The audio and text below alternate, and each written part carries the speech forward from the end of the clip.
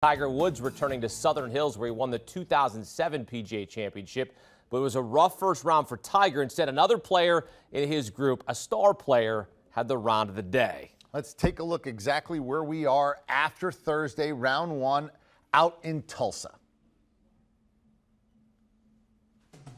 There you see it, Rory McIlroy. He's going to sleep on the lead, and that's a good thing. Rory has 4 major wins.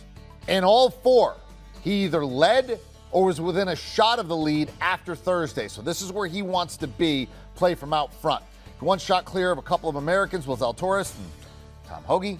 Justin Thomas lurking at 3 under. He has won this tournament. That's his only major championship. He's 2 back, and as we mentioned it, Tiger Woods, yeah, team 99, 4 over, so he's going to have to do some work if he wants to play through the weekend.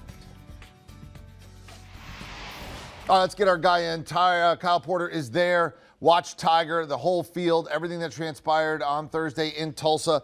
Tiger was pretty good for the front 9, even. Back 9, it got a little wobbly. I mean, look, there are 4 overs and there are 4 overs. What happened for this to become a 4 over?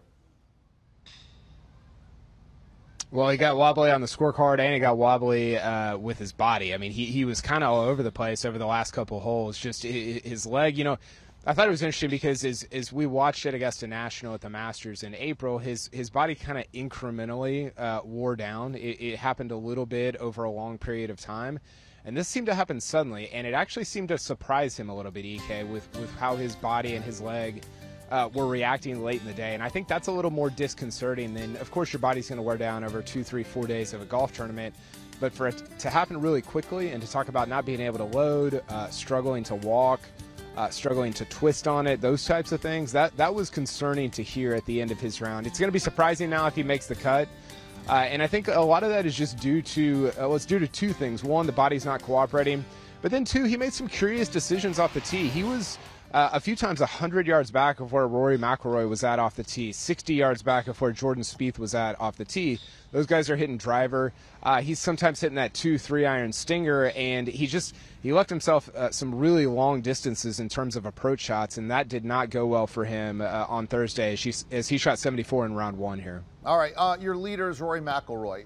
Very interesting with Rory. I mean, he's won this tournament a couple of times, and when he wins, he starts like this, right? He has 4 major wins. He's either been the leader or 1 shot back in all 4 on Thursday. But we're getting up towards a decade since Rory McIlroy has won a major championship. Last time he won 2014.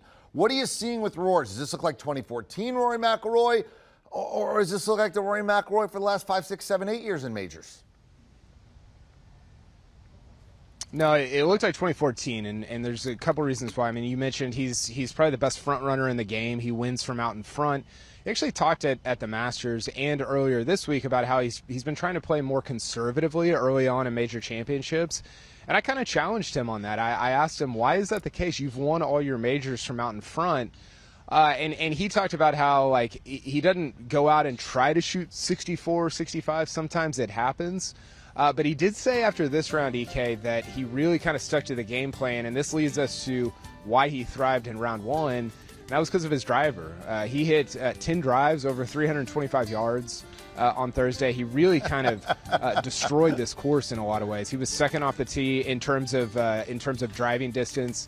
I think he was second or first in strokes gained off the tee. He was a menace off the tee today, gained several strokes with that driver, and he made a few putts. You know, he putted well. That's why he's in the lead. But if he continues driving it like he is, that's what reminded me of 2014 Rory. If he continues driving it like that and being aggressive like he normally is in rounds 2 through 4. Rounds 2 through 4 at majors haven't been the problem. It's been round 1 and getting off to that hot start. Now that he's done that, if he can maintain what he usually does in rounds 2 through 4, we're looking at major championship number 5 for Rory on Sunday. Look, 10 drives over 325 yards is comical. I mean, that is just, you know, are you kidding? I mean, he's just this. Imagine putting him like on a muni. Like, imagine if you could do that just for a little while, how much easier the game would be. But we mentioned, look, there's good and bad with Rory, right? He hasn't won a major since 2014. But he's won 4 times. He wins from ahead. He's ahead now. Justin Thomas, he's won this event, but it's his only major. And he's never been in the top 3 in a major, but for that one time he won.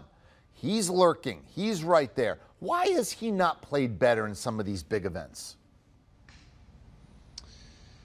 Well, it's interesting. You know, he's a curious case in that he's very consistent in big events, consistently like T10, T11, T12, but he seems to struggle to have those kind of big-time putting weeks that you need to win a major championship. We call them pop weeks, where you pop up, you're kind of making everything that you look at. His tee to green game, EK, gives him a chance in any tournament that he's in, and I thought he really battled really hard on Thursday afternoon. You know, he was in the harder wave by almost a shot on Thursday afternoon, and he got it in the house in 67. It was the best round of the day in that afternoon wave. Rory was the best one in the morning, and JT putted it really, really well on Thursday. If that continues, then we could get a JT-Rory duel this weekend, which I think would be a dream scenario for everybody out here. All right, Rory's had a good day. Justin Thomas had a good day. We talked about Tiger. Had a solid front nine and got wobbly, and maybe, you know, the health creeped in on that back nine. He went 4 over. Who was your biggest disappointment of the day? I thought the biggest disappointment of the day was probably Brooks Koepka. You know, he goes out and shoots 75. He's clearly not super healthy, but, you know, we always, when Brooks Koepka is at a major, you just assume that he's going to contend. He's finished in the top 10 in 15 of his last 25 major championships.